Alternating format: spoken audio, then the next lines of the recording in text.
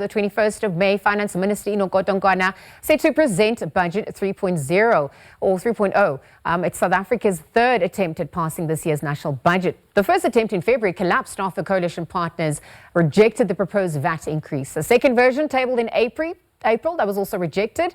And now the EFF and the DA, of course, then took the minister to court, arguing that 0.5% VAT hike was unlawful. This budget now aims to address a 75 billion rand shortfall caused by the government's decision to abandon a planned VAT increase.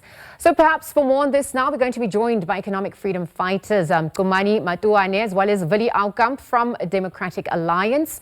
A very good afternoon to the both of you. Thank you for joining us.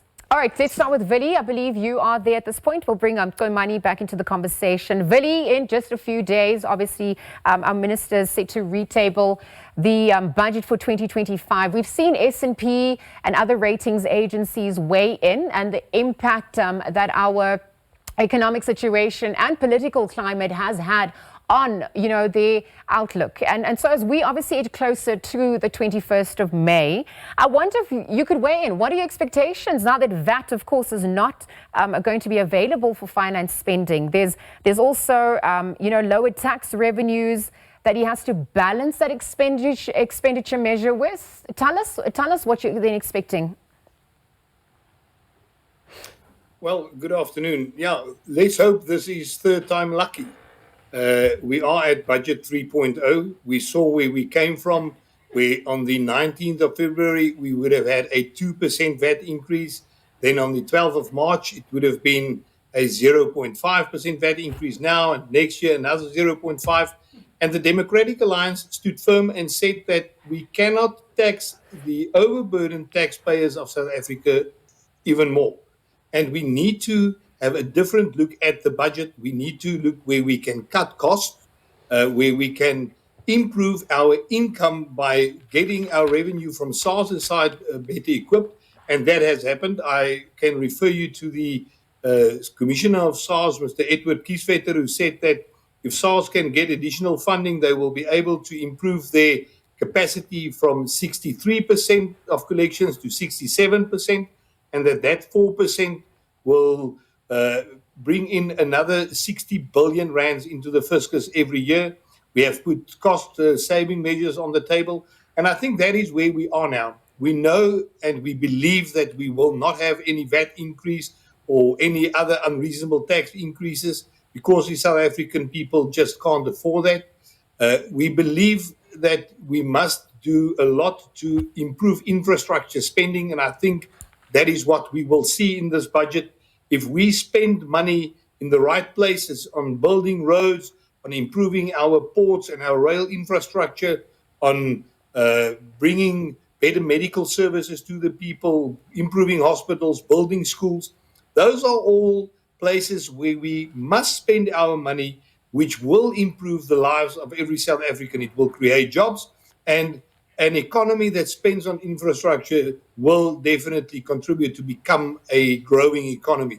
The Democratic Alliance made it very clear that we must do everything in our power to grow the economy and to create jobs. And I hope that Budget 3.0 will be a step in that direction. All right, Willie, thank you for weighing in there. Let me also bring in Chumani into the conversation. Good afternoon. And Chumani, of course, you're from the EFF weighing in as well. We obviously just looking at the finance minister set to deliver Budget 3.0. Perhaps we're looking at the expectations from the EFF side at this point, how it's also going to be perceived by the general public and also just other political parties. Tell us what's happening on your front as we edge closer. Good afternoon to you and your listeners. I don't know if it's going to be a case of third time lucky, or as they say in the Bible, when Jesus was with his disciples, that at the sound of the third roast, one is going to be betray him.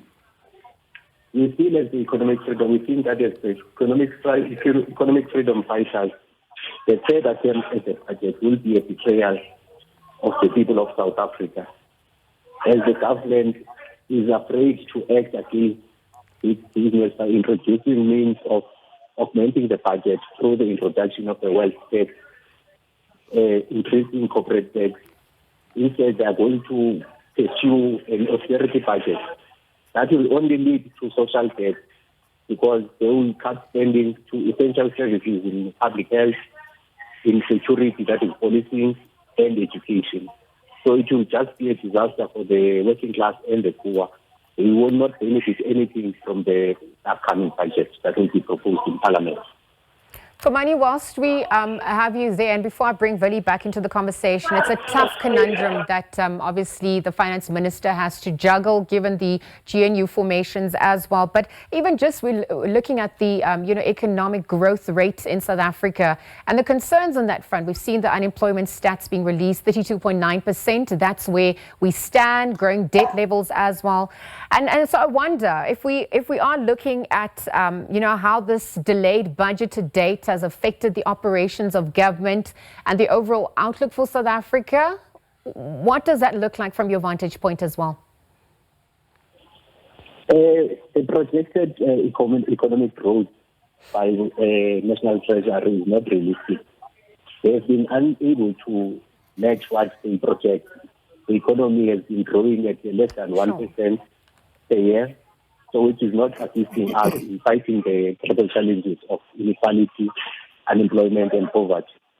The EFF did make proposals that we should augment or change the fiscal framework of South Africa. Instead of focusing on servicing debt and focusing on having a budget surplus, we should be focusing on a more growth-orientated budget here. Nowhere in the world has austerity produced economic growth. It is not going to start here in South Africa.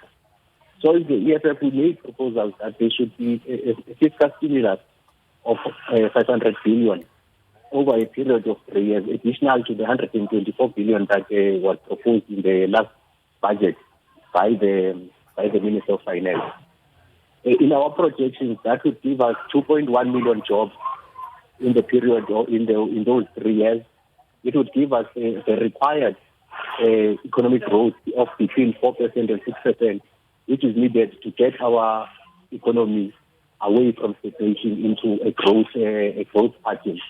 For as long as there is no political willingness within the GNU to tackle structural issues that are affecting South Africa and to transform the economy and the way that we perceive, because now we are just tendering to neoliberal sentiment or to market sentiment, whereas ours is to focus on a developmental state that will focus on industrialization.